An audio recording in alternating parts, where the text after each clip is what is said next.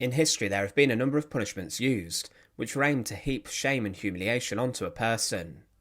For example, during executions, often there was an element of public humiliation in the ordeal, as during hangings, drawing and quarterings, before a condemned person would be brought to the scaffold, they were paraded throughout a town or a city. The public would jeer and sometimes throw things as they were taken through a settlement on horseback attached to a hurdle.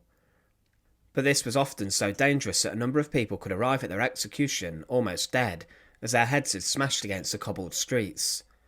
For women, there were some seriously dangerous forms of punishment used in England, especially for those women who were accused of witchcraft. Sometimes possible witches were placed onto a ducking stool, a seesaw-style device where they would be plunged into deep water to see if they could survive. Often those women who did survive were deemed witches anyway, and a number of women even died on the ducking stool. There was one device which was used to punish women that was devised to make them suffer and also quiet them, and the Scold's bridle was a metal muzzle that a woman would be forced to wear for a significant amount of time. People would laugh at the Scold and then would subject them to an even harsher ordeal. Join us today as we look at the Scold's bridle, and remember to support our channel. Please make sure to subscribe. Normally the Scold's bridle, or the brank, was made from iron, and it was a mask-style device that was placed onto a woman's head. It enclosed the head, and the bridle part of the mask would be placed into a woman's mouth, and then it would press down and apply pressure on the tip of the tongue. This was designed to be painful, and one element of the bridle was that it would stop a woman from speaking to people well, and could even silence them for a significant amount of time. It was a very torturous thing for a woman to wear, and many women wore this as they were forced to submit to the rules inside of a village, town or city. Sometimes the bridle part inside the mouth sometimes had a spike that could cause injury to the tongue or the mouth, and could even pierce a woman's tongue, making a hole in it. Many men and husbands petitioned local authorities to ask for their wives to wear it if they were becoming argumentative and difficult, and the men would then enjoy the woman wearing it for possibly even a number of days, and many women suffered in the device. Women would be forced to wear the Scold's bridle out in public, and to attract more attention the authorities would put bells onto the mask so that people would come and see what was happening. In a rather disturbing part of the punishment, some women were even led around the towns on a lead like a dog, and it shows how backward society was at the time. It first originated in Scotland in the 16th century, and could have been used even earlier in England. But what made women subject to the device? Many women who were considered to have been nagging or rude were forced into the Scold's bridle, and others who were deemed to have been troublesome or opinionated from the lower classes were put in it. Women who gossiped and spread rumour were also placed inside of it, as they were considered to have been spreading bad news, and it also became known as the gossip's bridle. But some women who were even accused of witchcraft were even placed into the device. It was administered inside of female workhouses as a punishment, and often the people in charge would also administer beatings onto the women as well as forcing them into the iron muzzle. It was said in one account from a town that, if ever the said Elizabeth shall be found scolding or railing, she shall sit upon the throne in the brank and be banished from the town. So a number of women were well known for being gossips inside towns, and the device was used as a deterrent for them, and the local townsfolk were keen to keep an eye on the women in this predicament.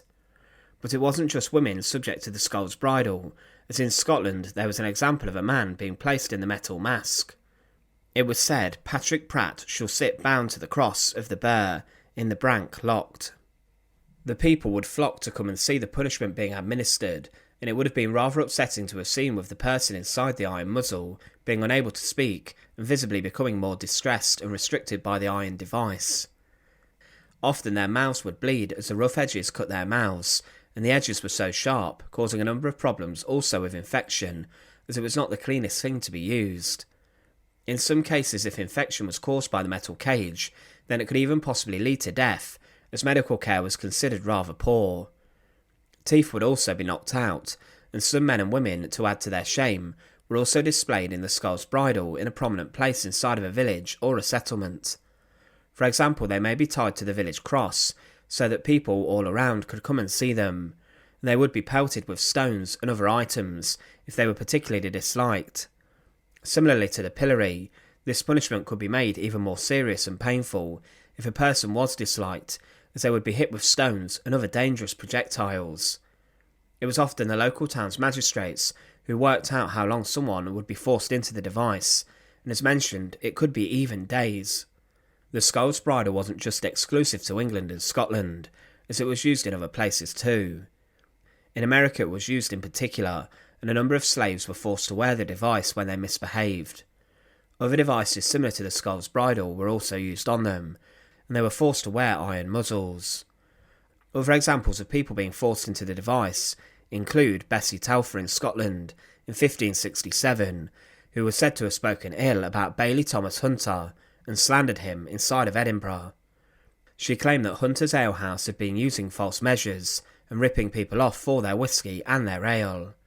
He was also accused of watering down his spirits and ale, and therefore giving people weak drinks to maximise his own profits.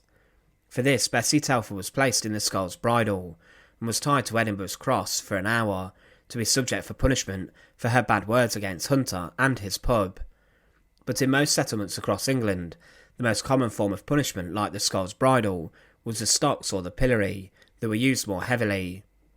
But today the Scold's Bridle is seen as a symbol of oppression against women, and as a very backwards and painful punishment method that was excruciating in its pain and also very scary.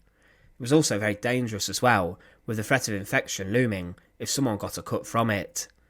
To see someone walking around a town in the iron muzzle must have been very terrifying to have seen, and it shows that women who voiced an opinion could be punished for it.